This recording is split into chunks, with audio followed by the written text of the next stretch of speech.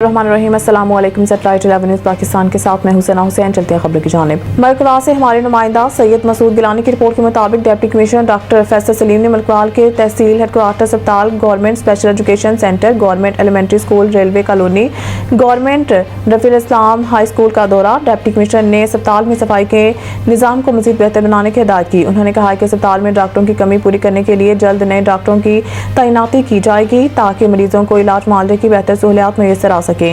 Deputy commissioner ने मोहल्ला Sabri bypass road पर जारी सीवरेज पाइप बिछाने के मंसूबे का जायजा लिया। उन्होंने हिदायत की कि मंसूबा जल्द मुकम्मल किया जाए। Deputy commissioner doctor Faisal Salim ने तहसील इंतजामिया को शहर में मौजूद पुख्ता तजावुज़ात को फौरी खत्म करने की हिदायत भी की।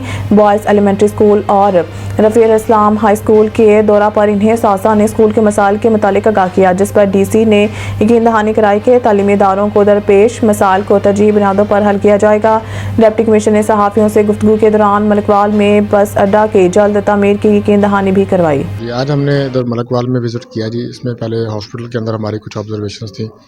उसमें हमारा गायनी का OPD नहीं हो रहा था, गायनी की सर्जरीज नहीं हो रही। तो इंशाल्लाह हम अगले 15 दिन के अंदर गायनी की तमाम फैसिलिटीज़ जो हैं OPD, इंडोर और सर्जरी तीनों हम शुरू करवाएंगे।